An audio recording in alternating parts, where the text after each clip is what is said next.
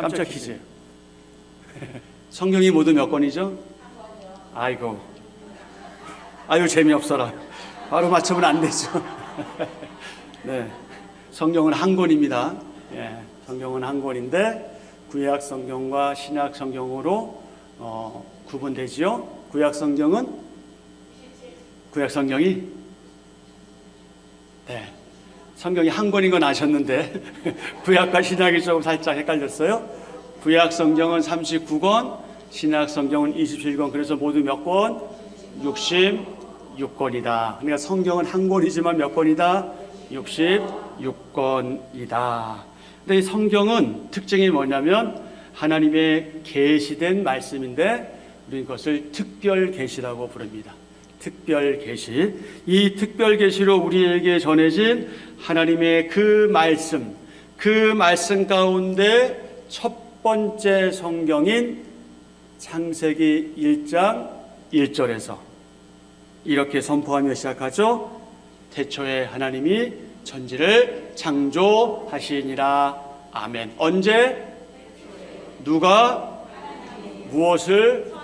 어떻게 하셨다? 아멘. 아멘. 여러분 이 사실을 믿으시죠? 믿는 줄 압니다. 이 말씀을 믿는 성도, 태초에 하나님이 천지를 창조하셨다라는 이 말씀을 믿는 성경은 창세기 이후로 요한계시록까지 모든 성경의 내용을 자연스럽게 믿게 됩니다. 자, 그러면 이 말씀에서 태초는 언제일까요? 이 태초에 하나님이 천지를 창조하셨다고 했는데 이 태초는 언제일까요? 일반적인 의미에서 태초는 하늘과 땅이 생겨난 최초, 맨 처음을 의미합니다. 성경에서도 이와 크게 다르지는 않죠. 시간의 처음 시작, 그것이 태초인데요. 하나님께서 천지 만물을 창조하시고 시작된 시간의 맨 처음 순간이 바로 태초입니다. 바로 그때 하나님이 천지를 창조하셨다. 그런데 여러분 아시는 것처럼 요한복음 1장과 요한일서 1장, 그것도 가장 앞에 있는 1절, 각각 1절에 태초란 말이 나오죠. 요한복음 1장 1절 태초에 말씀이 계시니라. 요한일서 1장 1절 태초부터 있는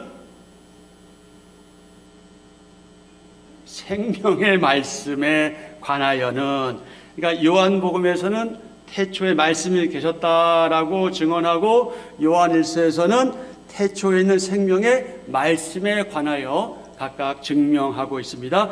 그렇다면 창세기 1장 1절의 태초와 요한복음 1장 1절, 일서 1장 1절, 이 태초 중에 어느 것이 먼저일 걸까요?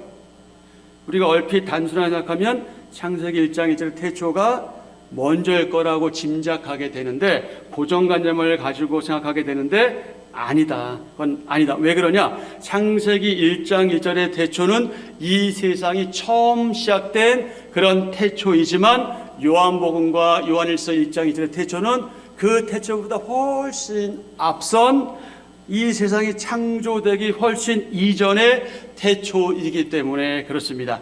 이와 관련해서 예수님께서는 아버지 하나님께 이렇게 기도하신 적이 있습니다. 요한복음 17장 3절입니다. 아버지여, 창세 전에 내가 아버지와 함께 가졌던 영화로서 지금도 아버지와 함께 나를 영화롭게 하옵소서. 아멘. 이게 지금 누구의 기도예요? 예수님의 기도예요. 예수님께서 성부 하나님께 하는 기도인데, 자, 아버지여 하고 그 다음에 뭐라고 되어 있어요?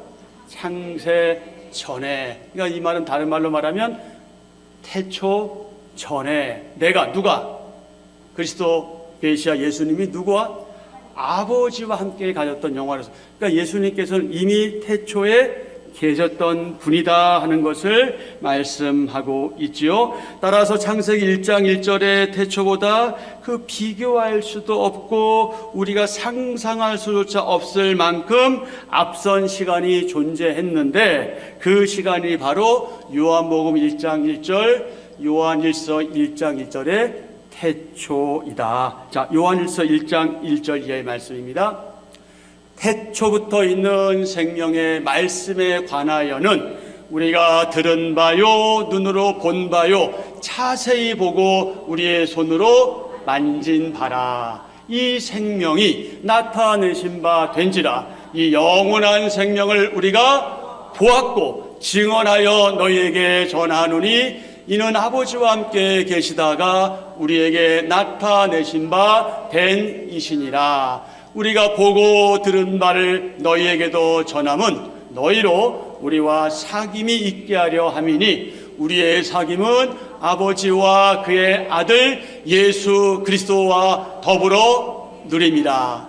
우리가 이것을 쓰면 우리의 기쁨이 충만하게 하려 함이라. 아멘. 요한복음 1장 1절 2절입니다. 태초에 말씀이 계시니라. 이 말씀이 하나님과 함께 계셨으니 이 말씀은 곧 하나님이시니라. 그가 태초에 하나님과 함께 계셨고. 아멘. 그러므로 말씀이 로고스인데요,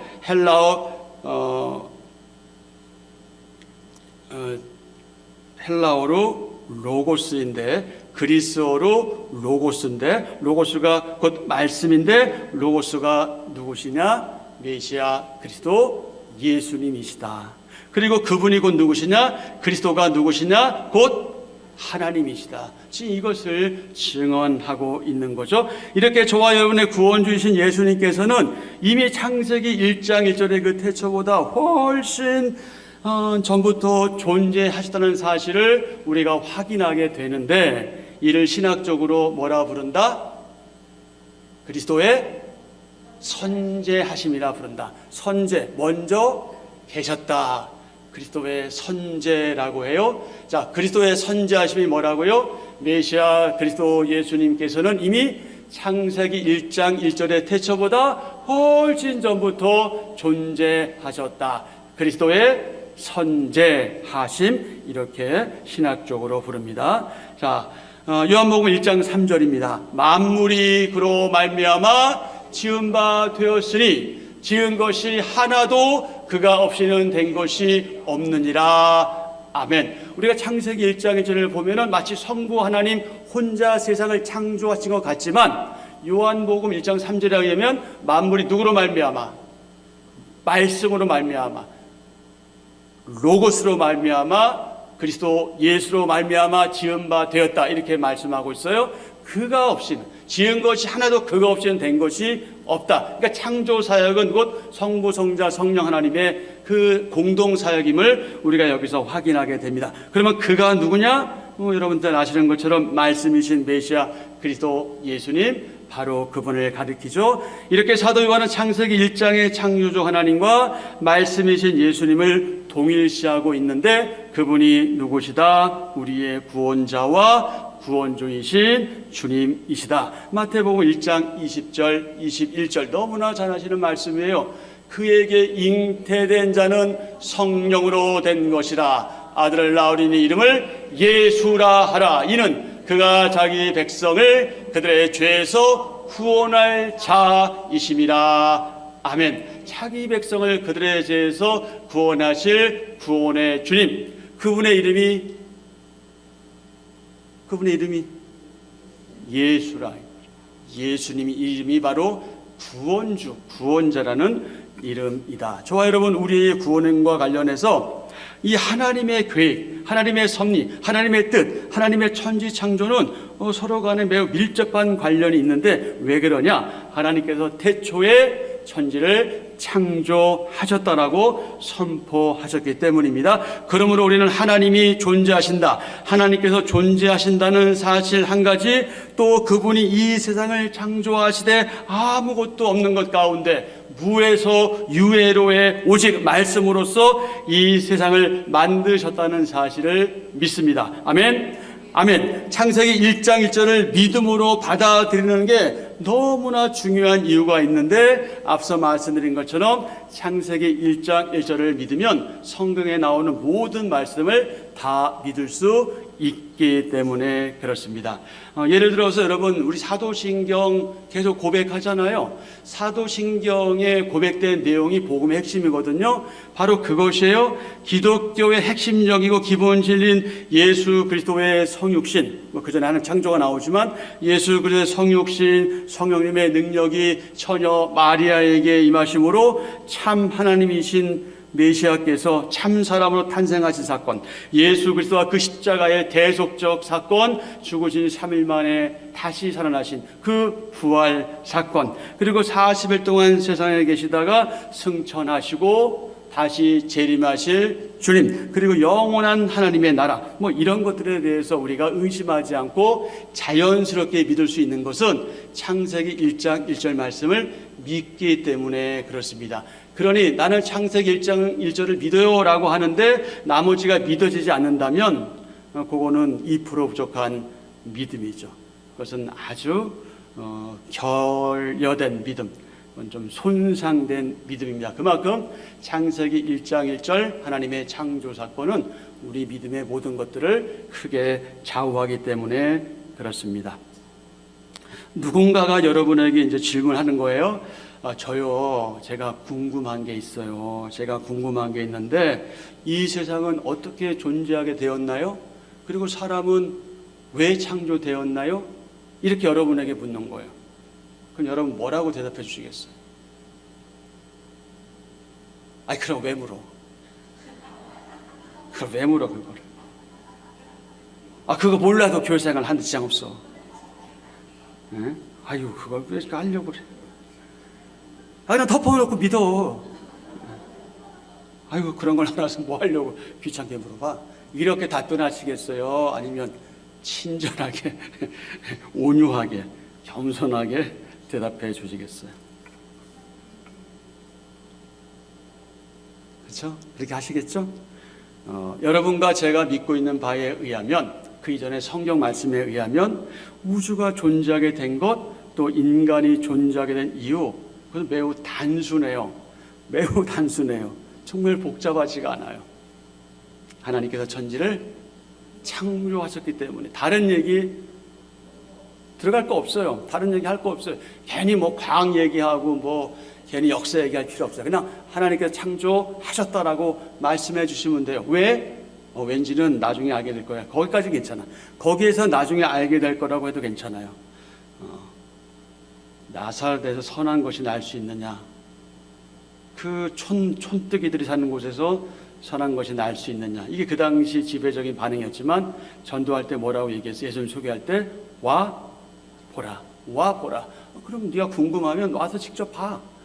이런 그 전도법이 있었던 것처럼 직접 말씀을 보면 자세하게 나와 있고 믿음이 들어가면 그 말씀을 깨닫게 된다. 하나님께서 천지를 창조하셨기 때문에 우주가 존재하게 됐고요. 저와 여러분 인간이 존재하게 되었습니다. 하지만 우주와 인간이 하나님의 창조하심에 의해서 존재하신다는 사실에 대해서 하나님을 알지 못하는 사람들, 하나님을 믿지 않는 사람들, 비그리스도인들, 그들은 별로 좋아하지 않습니다. 아니, 그들은 그 사실을 부인하죠. 부정해요. 반발하기까지 하고요. 도전하기까지 합니다. 왜요? 그런 일은 도무지 있을 수 없는 일이기 때문에. 여러분 생각해 보세요. 인간의 이 머리로 생각해 볼 때 하나님이란 존재가 있는 것 자체도 그게 긴가민가한데 그분이 말씀으로 창조하셨대. 이게 믿어지는 일이 아니잖아요. 그래서 믿음은 선물이라고 하는 거예요. 그것은 은혜의 선물이에요.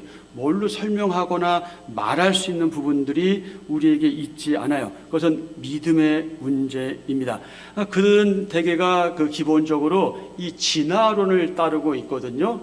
진화론은 대개 사상이다, 의견이다, 학설이다 이런 얘기를 하는데 여러분 진화론은 믿음의 문제입니다. 창조론이 믿음의 문제인 것처럼 진화론도 믿음의 문제예요. 진화론을 믿고 따르는데 우주는 원래부터 우연히 생겨난 거야. 그리고 인간은 미생물이라든지 아니면 아메바 같은 것들로 인해서 점점점 진화가 되었는데 마치 유인원인 원숭이가 진화하여 인간의 조상이 된 것처럼 그렇게 주장하지요.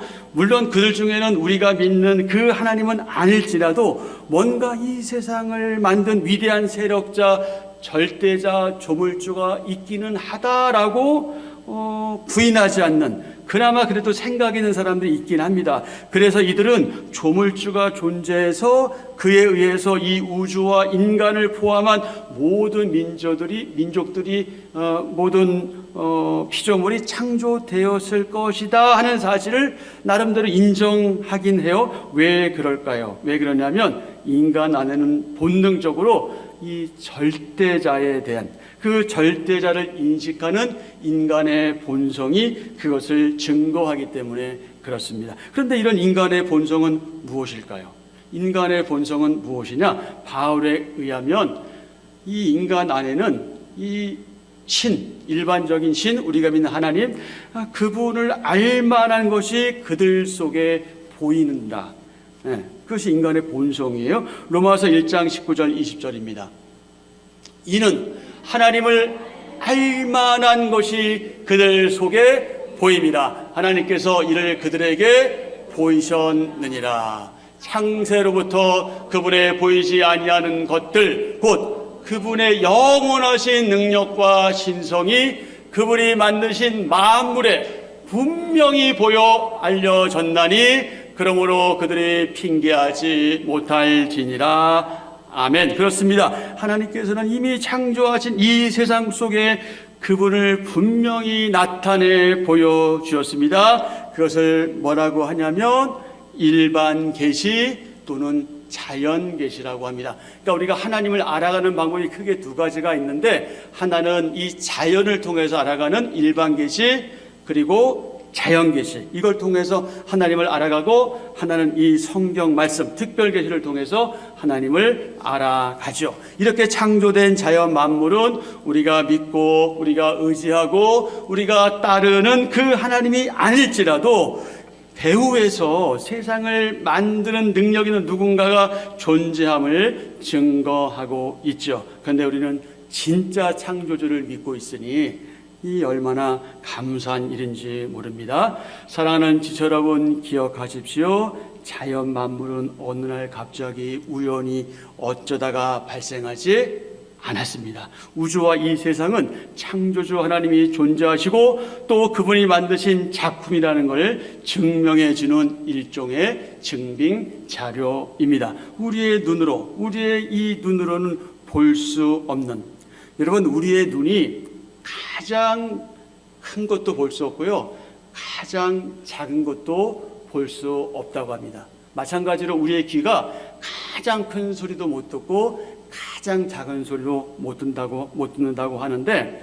우리의 눈으로 볼 수 없는 매우 작디 작은 그 세미한 그 입자에서부터 광대한 우주의 은하수와 별들까지 그토록 아름답고 정교하며 복잡한 창조물들은 그것들 모두를 계획하시고 의도하신, 그래서 만드신 전능한 디자이너, 바로 하나님께서 분명히 존재하신다는 사실을 입증해 줍니다. 그렇다면 하나님께서 이 세상을 창조하신 목적이 무엇일까요? 우리는 이미 그 목적을 다 알고 있어요. 하나님께서 천지 만물과 인간을 창조하신 분명한 목적이 있습니다. 하나님은 그 존재하심에 있어서 고정된 어떤 실제로 존재하시기보다는 끊임없이 하나님은 인격적으로 지성과 감성과 의지를 드러내시는 어떤 경향성을 가지고 계십니다. 바로 이러한 하나님의 존재적인 그 경향성에 의해서 이 세상을 만드시게 되었죠. 하나님은 천지창조를 통해서 그 지음받은 피조물을 통해 그분의 존재를 밝히 드러내 주셨습니다. 그래서 이 세상 만물에 하나님의 신성의 영광이 충만하게 깃들게 된 겁니다. 이에 우리는 창조주 하나님과 그분의 작품인 피조물 사이에 있는 연속성, 그리고 연속적이지 않은 불연속성을 바르게 알아야 하는데, 우리는 무엇보다 바로 이 연속성에 의해서 창조주 하나님을 알게 됩니다. 이 연속성이 뭐냐? 창조주와 피조물은 구별된다. 서로 다르다. 하지만 하나님은 그 피조물들을 통해서 어떻게 하신다? 그분의 영광을 드러내신다. 이것이 연속성이고요. 창조주와 피조물은 본질상 결코 하나일 수가 없어 라고 하는 것이 불연속성입니다. 우리가 하나님의 창조물인 자연을 보면 창조주이신 하나님이 계신다. 이 사실을 알 수가 있습니다. 하나님께서는 그분이 만드신 창조물들을 통해서 하나님 자신의 충만한 영광을 드러내십니다. 그러니까 우리가 하나님의 영광을 말하지 않아도 그분은 스스로가 영광을 받으시는 분이에요. 그러니까 마치 우리가 뭐 해서 하나님을 더 영광스럽게 하는 것처럼 그렇게 착각하거나 오해해서는 안 됩니다. 그럼에도 우리의 존재 목적은 바로 그분의 영광을 위해서 존재한다는 이 사실을 잊지 말고 기억해야 하죠. 그렇다면 결국 하나님의 창조 목적은 무엇이냐? 천지창조의 목적은 하나님 그분 자신의 무엇이다?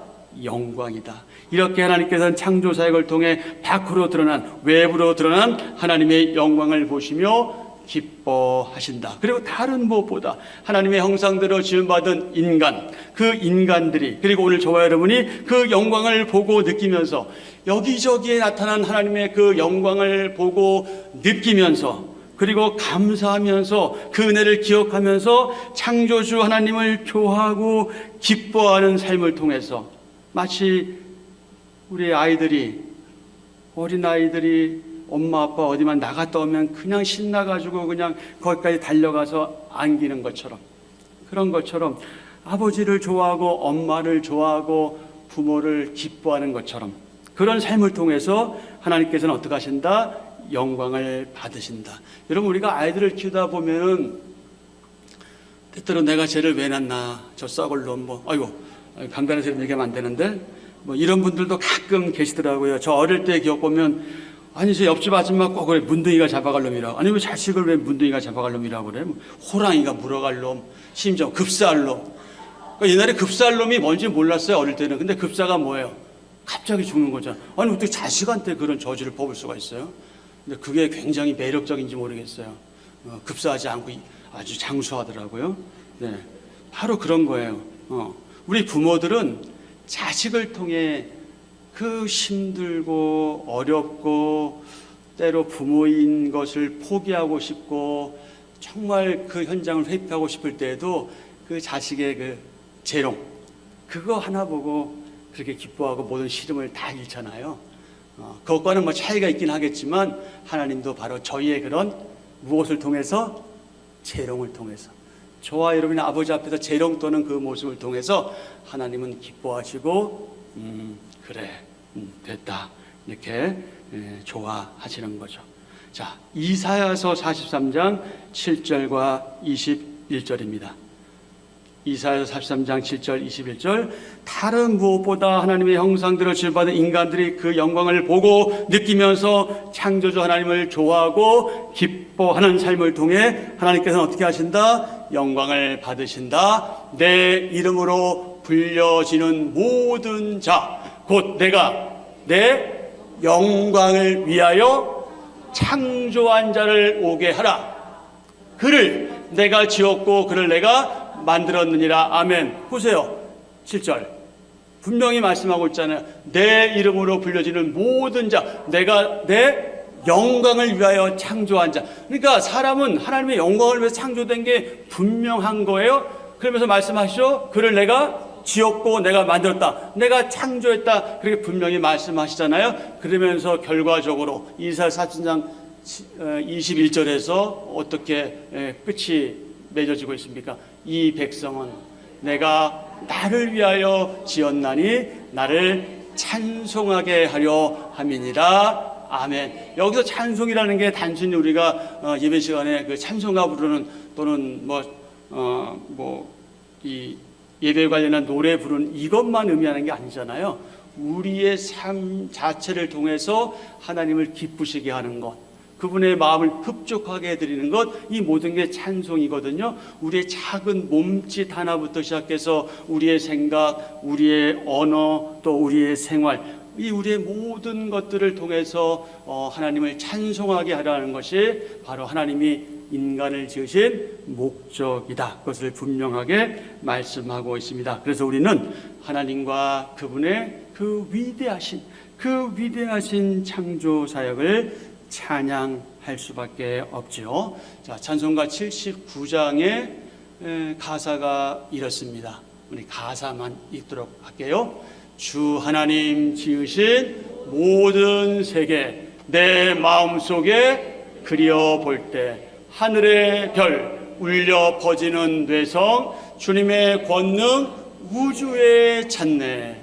숲속이나 험한 산골짜기에서 지저귀는 저 새소리들과 고요하게 흐르는 시냇물은 주님의 솜씨 노래하도다. 주님의 높고 위대하심을 내 영혼이 찬양하네. 주님의 높고 위대하심을 내 영혼이 찬양하네. 아멘. 오늘 이후 여러분이 이 예배당 현관을 나서는 그 순간부터 다시 이곳으로 돌아오는 그 시간까지 주님의 높고 위대하심을 찬양하는 그런 복된 삶을 살아가는 여러분 되기를 축복합니다. 아멘.